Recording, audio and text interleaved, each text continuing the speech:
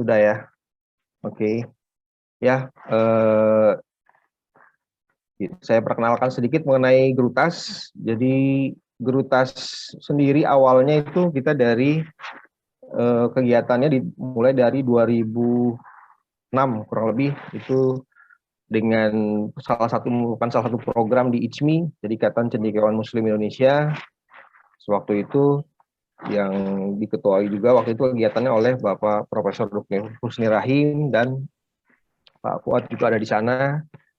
Nah, ini sedikit penjelasan dari Prof. Husni mengenai Grutas.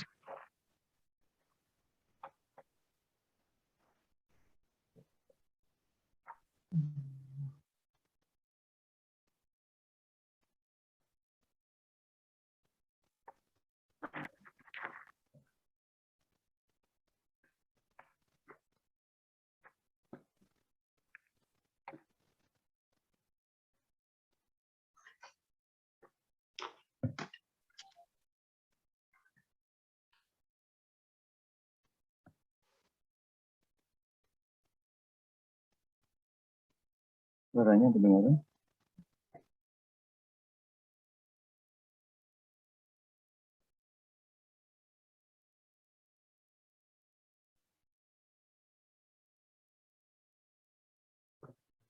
Oh, suaranya nggak terdengar? Iya. Suaranya nggak kedengeran, Pak. Suaranya apakah terdengar ya? Enggak, Pak. Enggak ya. Nggak kedengeran. Oh, tidak terdengar ya suaranya ya? Oke, sebentar coba biar saya inikan dulu.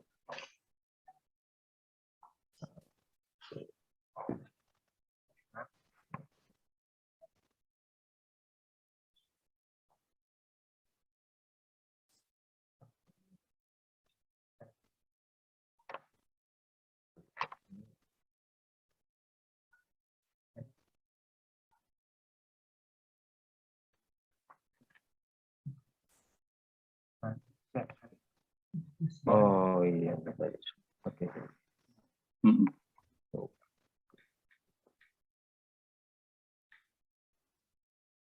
Nah, oke.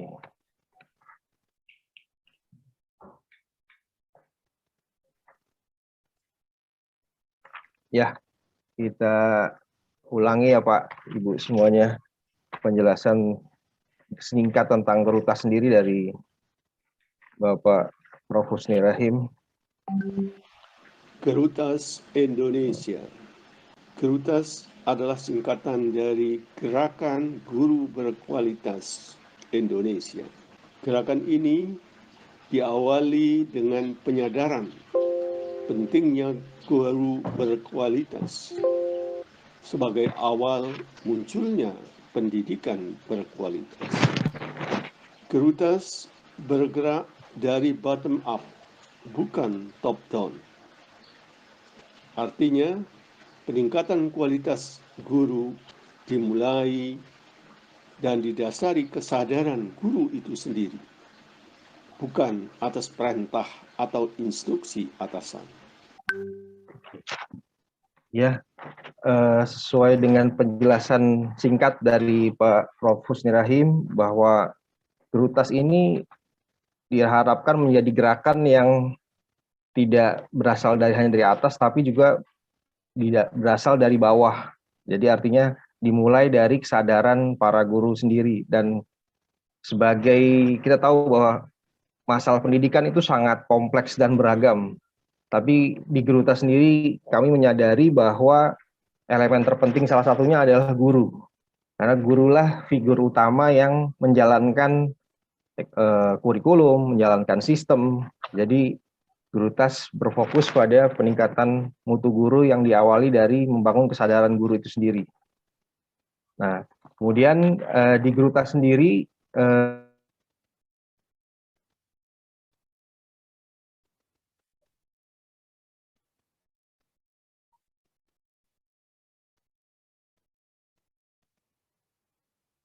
kami pernah melakukan sebuah riset juga di beberapa kota di Indonesia yang mempertanyakan alasan menjadi guru.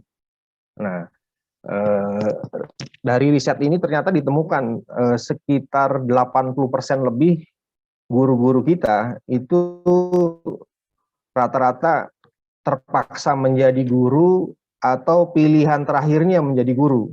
Jadi artinya bukan guru yang didasari dari awal ingin menjadi guru. Nah, jadi dari gambaran ini jadi terlihat bahwa profesi guru sendiri terkadang guru yang sudah menjadi guru pun belum mengawalinya dari memang kesadaran ingin menjadi guru awalnya seperti itu. Jadi, nah tapi dalam prosesnya ketika setelah menjadi guru itu jadi hal yang lain lagi. Kalau misalkan guru tersebut tidak melanjutkan kembali atau memperbaiki lagi bahwa profesinya sebagai sesuatu yang panggilan hati, sesuatu yang sangat mulia, itu akan menjadi hal yang sangat berbeda ketika menjalankan tugasnya sebagai guru. Nah, kemudian juga kita juga membuat core value, salah satunya adalah guru sebagai agen perubahan. Karena kami mengharapkan bahwa dari guru inilah nanti yang akan menginspirasi anak-anak didiknya. Artinya misalkan kita sering dengar bahwa Indonesia itu 30 tahun ke depan, karena 20 tahun ke depan itu punya surplus angkatan muda yang sangat banyak dibanding negara-negara lain. Nah, artinya di 30 tahun ke depan jumlah proporsi terbesar orang Indonesia adalah anak-anak yang siap bekerja gitu, siap membangun bangsanya. Tapi kalau misalkan tidak disiapkan dari saat ini, artinya di bangku-bangku sekolah, tidak disiapkan dari sekarang, apakah nanti 30 tahun ke depan itu orang yang akan istilahnya menjadi pemimpin bangsa kita akan bisa menjalankan amanahnya, itu akan menjadi sebuah pertanyaan juga kan. Jadi guru sebagai agen perubahan menjadi sebuah peranan penting. Artinya guru bisa mentransformasi mindset anak didiknya, bisa mengembangkan virus untuk pendidikan yang berkualitas dan maju ke rekan-rekan gurunya yang lain dan ke orang tua gitu. Terus kemudian kami juga ada core values mengenai limited is unlimited. Di sini didasari dengan kenyataan bahwa untuk pendidikan di Indonesia sendiri kita tahu bahwa banyak hal yang ketimpangan, kesenjangan gitu. Kesenjangan antara pendidikan di kota dan desa, kesenjangan antara pendidikan yang di kota sendiri saja mungkin sudah sangat terjadi kesenjangan antara sekolah yang mungkin kualitas internasional atau sekolah yang mungkin biasa-biasa saja. Jadi banyak, belum lagi kita bicara ke daerah-daerah pelosok Indonesia. Jadi banyak hal terjadi ketimpangan, banyak hal orang merasa terbatas. Seperti mungkin kami pernah juga melakukan beberapa riset dan penelitian maupun pendampingan ke beberapa sekolah yang di daerah maupun yang di kota. Misalkan ketersediaan lab yang sangat terbatas, atau mungkin juga ketersediaan alat bantu belajar yang sangat terbatas. Nah, itu hal-hal yang sangat terjadi umum di negara kita. Artinya ada hal yang harus bisa kita perbaiki. Cuma ketika kita berdiskusi dengan rekan-rekan para founder kita, dengan para rekan-rekan juga yang lain, para praktisi pendidikan yang lain, ternyata fasilitas saja tidak menjadi jawaban utama. Artinya keterbatasan itu tidak menjadi sumber masalah sebenarnya. Tapi yang kita harus dorong adalah bagaimana kita bisa mengubah keterbatasan itu menjadi sebuah tantangan yang harus kita cari solusinya. Jadi kita harus berkreasi gitu. Nah, disinilah kita membangun bahwa mungkin konteksnya jadi nyata dengan keadaan Indonesia ya, bahwa kita banyak didampingi dengan berbagai keterbatasan, baik yang di kota maupun yang di desa ataupun di tempat lain. Nah, kemudian core values yang lain kita juga ada namanya nature is community, not just commodity. Jadi kita ingin juga bahwa kesadaran untuk berwawasan lingkungan, kesadaran tentang pemanfaatan belajar itu tidak hanya kaku dengan sesuatu yang satu sumber gitu. Jadi sumber belajar itu sangat banyak. Mungkin kalau dulu internet belum seperti sekarang, ya sumber belajarnya bisa di alam, bisa di lingkungan, bisa dari pengalaman-pengalaman orang lain. Nah, tapi dengan kondisi sekarang ini sangat relevan dengan tadi kita lewat internet, kita punya sumber belajar yang mungkin bisa dibilang hampir tidak terbatas. Karena ketika kita bisa mengaksesnya, kita tahu cara mencarinya, kita akan dapat sumber-sumber belajar lain yang bisa kita memperkuat dan bisa kita bandingkan gitu. Nah, selanjutnya yang juga menjadi core values kita adalah guru sebagai teladan, karena perilaku terutama di budaya Indonesia ya, di kita sangat melihat contoh atau teladan.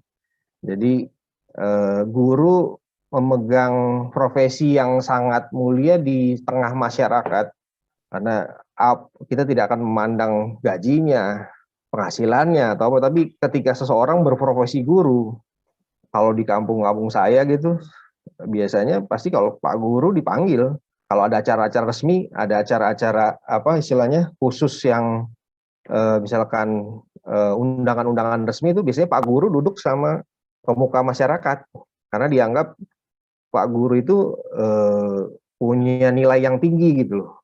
Nah, ini kan sebenarnya budaya yang bagus ya di masyarakat kita, bahwa menilai guru itu punya value lebih dari profesi yang lain gitu, salah satunya bisa dibilang.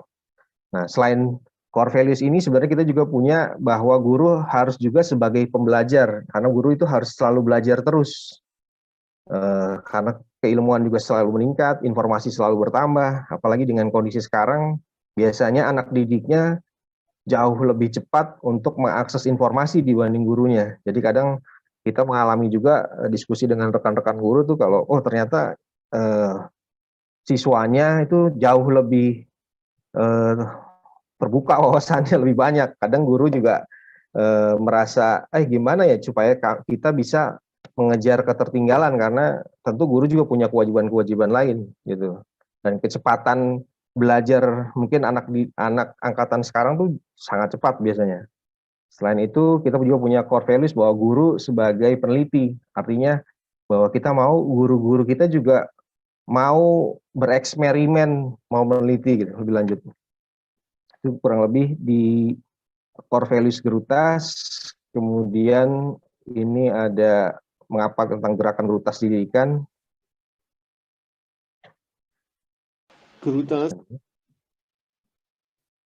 Gerutas lahir didasarkan keprihatinan terhadap kualitas pendidikan Indonesia dan kecilnya perhatian terhadap peningkatan kualitas guru. Ya, ini juga bagian dari mengapa gerakan ini didirikan. Jadi kita ingin ikut berkontribusi sebenarnya, karena tentu semakin banyak yang berkontribusi, semakin baik untuk pengembangan pendidikan di Indonesia sendiri. Ini sedikit singkat tentang profil dari pendiri Gerutas. Ada Bapak Profesor Dr. Husni Rahim, nanti mungkin lebih lengkapnya nanti biar kita ikut di sharing session saja. Ini juga Bapak Dr. Fuad Fahrudin, kemudian ada juga nanti ada Bapak Syamsir Alam, kemudian ada Bapak Agus Sudarmaji. Ini saya sendiri. Oke, mungkin biar tidak berlama-lama kita langsung ke sharing session saja. Kami persilahkan kepada Pak Prof. Husni Rahim, Pak. Silahkan Pak untuk memulai sharing sessionnya, Pak.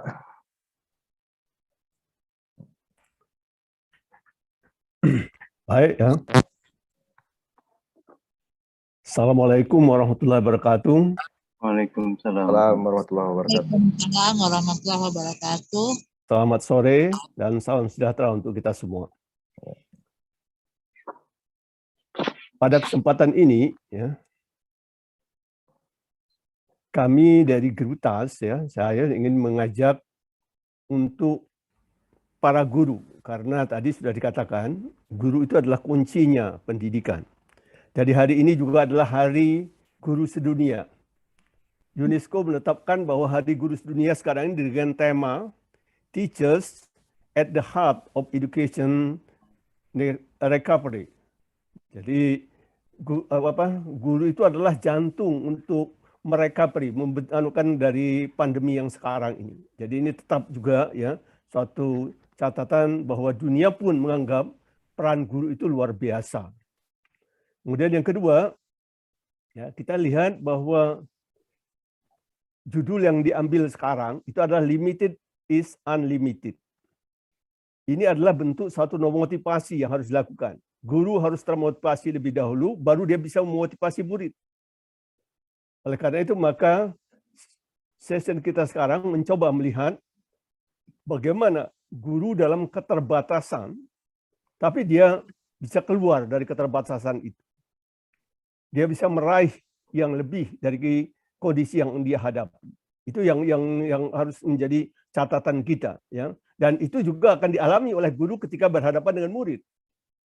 Oleh karena itu, ya kalau gurunya sendiri sudah punya keyakinan bahwa limited is unlimited, di dalam keterbatasan sebenarnya tidak ada keterbatasan.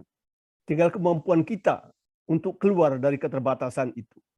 Nah, itu juga akan memotivasi murid-murid. Sehingga murid-murid jangan sampai ada murid yang merasa putus asa atau merasa malas gitu ya. Ya akhirnya ya ikut-ikut belajar hanya sekedar ikut-ikutan gitu. Ya itu juga harus dilakukan. Nah, kita harapkan dengan session yang sekarang ya kami akan coba melihat gimana ya ini. Oleh karena itu di limited and unlimited ini fokus yang ingin dibicarakan itu adalah pendidikan mengubah nasib. Jadi nasib dapat berubah dengan adanya pendidikan. Itu dengan menjadi kuncinya nanti kita akan membahas bagaimana nasib ya bisa merubah, bagaimana pendidikan bisa merubah nasib dalam keterbatasan. Jadi dalam terbatas tapi kita bisa merubah itu sehingga kita bisa mencapai itu. Kenapa pendidikan yang kita arukan di sini? Pendidikan itu kita tahu bahwa kalau zaman dulu pendidikan itu adalah salah satu bentuk dari enabling ya. Pemuliaan, pemartabatan, membuat orang lebih bermartabat. Orang yang berpendidikan martabatnya naik, ya akan anukan gitu, meninggikan martabatnya. Juga pendidikan itu juga, ya tadi alat mengubah nasib. Nasib kita bisa menjadi lebih baik, ya kalau kita melalui pendidikan. Nah juga dikatakan lagi oleh beberapa orang, ya pendidikan itu adalah pintu untuk ya masa depan yang cerah dan masa depan yang lebih baik. Itu adalah melalui pendidikan juga katanya harus dilakukan itu. Nah, oleh karena itu maka pendidikan ini yang menjadi core pembahasan kita sekarang ini. Tapi kita harus paham bahwa pendidikan itu bukan hanya pendidikan sekolah. Ya, pendidikan itu kan kita kenal ada 3 jenis pendidikan. Pendidikan formal melalui pendidikan dari tingkat TK sampai dengan perguruan tinggi, ya. Pendidikan non formal melalui kursus pelatihan, kemudian pendidikan informal itu melalui autodidak, melalui homeschooling. Itu semua proses pendidikan, ya. Dan itu jangan dianggap bahwa kalau pendidikan harus sampai ke S3, tidak. Bisa dengan macam-macam tadi, dalam langkah merubah nasib. Nah, kenapa sekarang pendidikan kita anggap penting? Saya ingin melihatkan pada sejarah. Di dalam sejarah zaman dahulu, zaman kerajaan, merubah nasib itu hanya punya 3 jalur. Orang bisa merubah nasib. Jalur pertama merubah nasib itu adalah dengan perkawinan. Kawin dengan orang yang sudah nasibnya baik. Biasanya dengan keluarga-keluarga raja gitu ya, kawin gitu. Dan biasanya yang mendapat kesempatan itu adalah anak-anak putri yang cantik. Itu yang biasa mendapat peluang merubah nasib ya melalui jalur perkawinan. Itu zaman-zaman dulu. Kemudian yang kedua, cara merubah nasib zaman dulu itu adalah melalui kesaktian. Nah, itu biasanya anak laki-laki. Kalau tadi anak perempuan melalui perkawinan, anak laki-laki melalui kesaktian. Kesaktian itu adalah sesuatu ya kelebihan di dalam kanuragan, di dalam bela diri ya, yang didapat juga dengan sangat susah payah. Kita kenal di dalam sejarah ya, bagaimana mereka untuk mendapat kesaktian, mereka bertapa 40 hari, 40 malam di gunung dengan kaki ke atas ya di atas kan gitu ya, di tengah gelap gulita ya. Wah, macam-macam lah panunya gitu. Sehingga mereka pulang nanti dia sudah menjadi seorang yang punya kesaktian.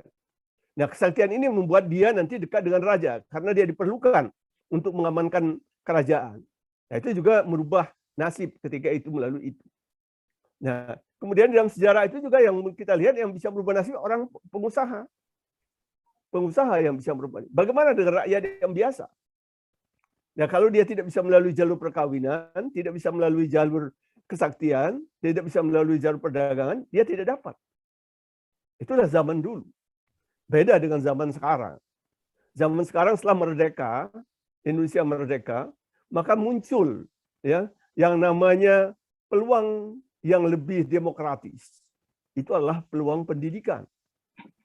Ya, peluang pendidikan inilah jembatan emas ya bagi orang-orang biasa tadi untuk ya mengubah nasib, untuk meningkatkan martabatnya, untuk menjeraih ya kehidupan yang lebih cerah, ya kehidupan yang lebih baik.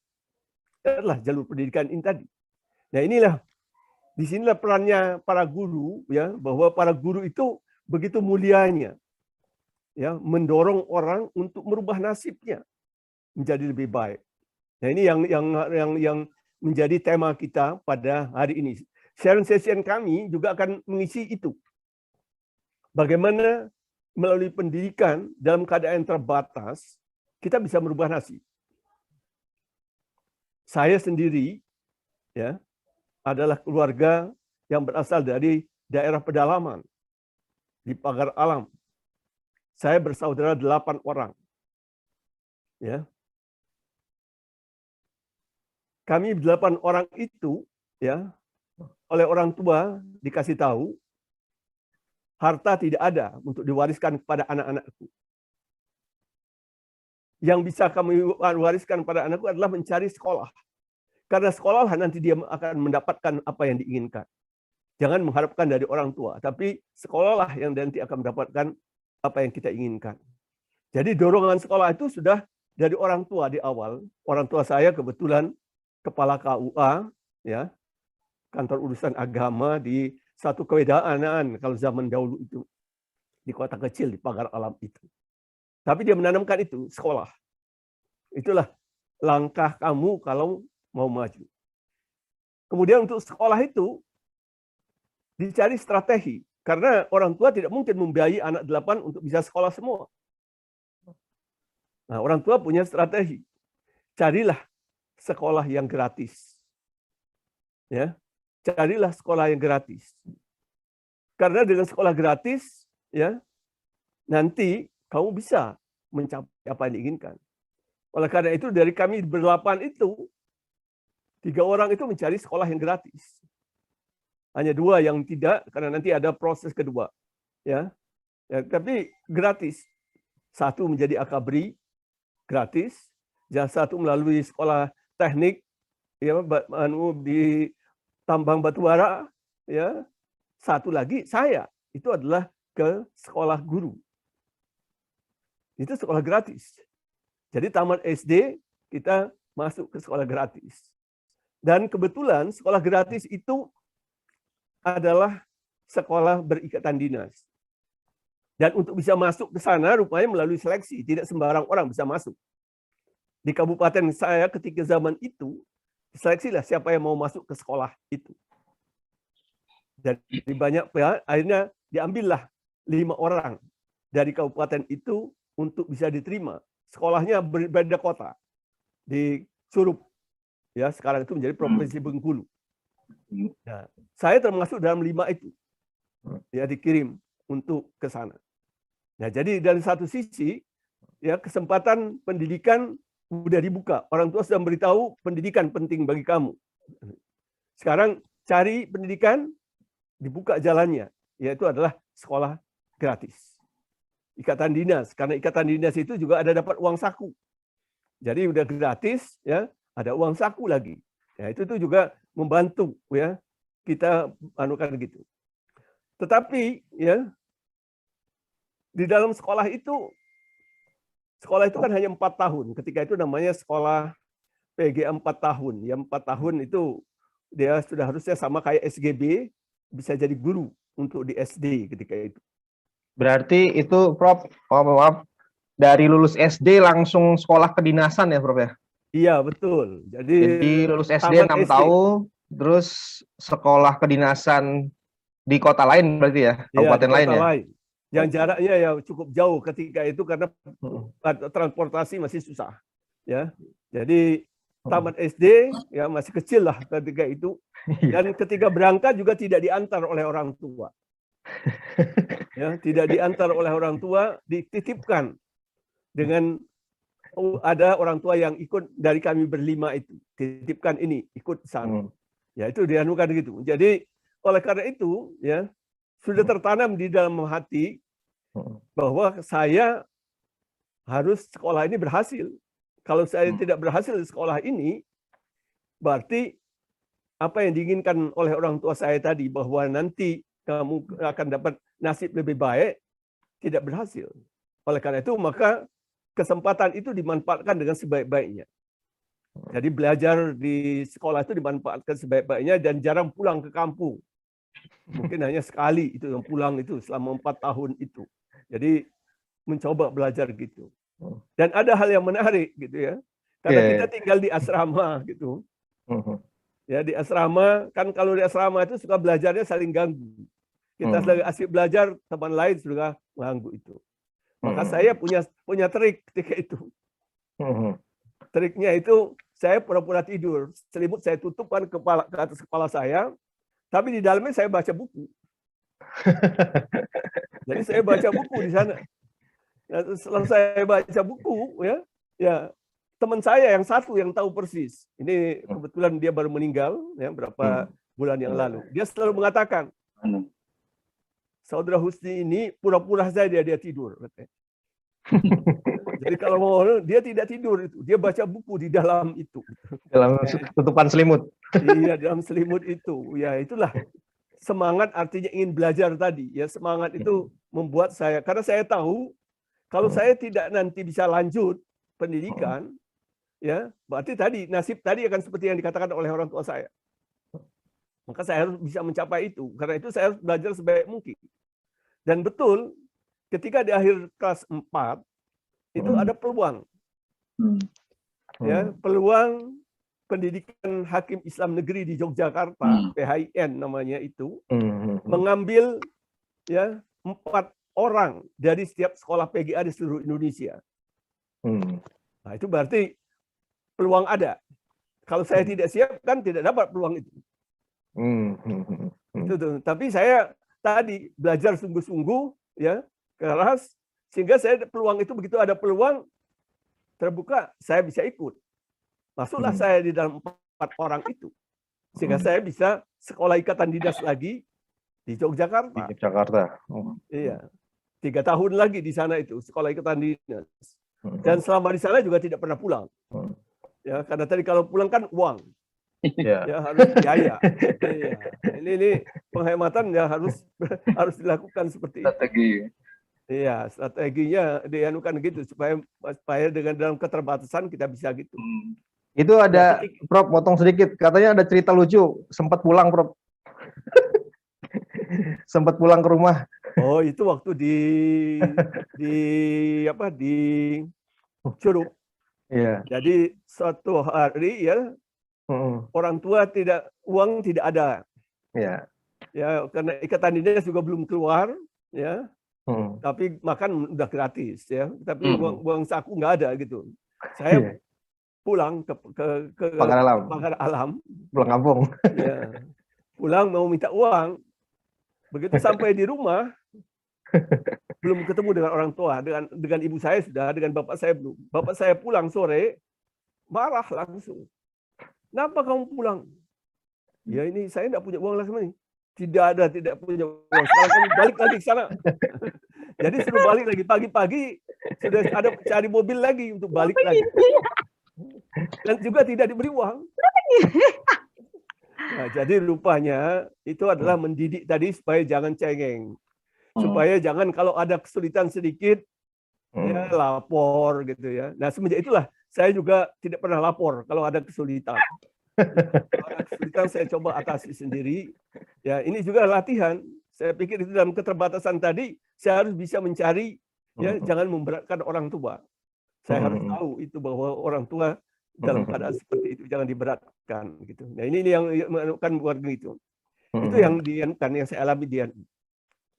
Tapi ketika saya di Jogja di PHIN itu, ya saya sambil belajar, saya tidak pernah berhenti belajar, karena saya tahu ya belajar itu dari sekolah tidak cukup untuk menghadapi hidup itu tidak cukup. Maka saya mencari berbagai kegiatan pendidikan. Ya, saya ikut kegiatan Masjid Syuhada, itu ada kegiatan kursus dakwah, ada qiraah gitu ya. Kemudian di sekolah Kristen ada klub bahasa Inggris gitu kan. Saya ikut juga di situ. Kemudian di grup pencak silat itu anak-anak muda gitu. Saya ikut juga di situ gitu kan, ikut pencak silat juga. Ya, sebenarnya apa yang saya lakukan itu? Saya ingin mencari sebanyak mungkin teman. Kalau banyak teman, karena agama kita mengatakan silaturahim itu adalah rezeki. Rezeki itu tidak harus berwujud uang, tidak harus berwujud cash money. Rezeki itu adalah macam-macam bentuknya. Mungkin ya informasi yang diberikan oleh orang teman, mungkin juga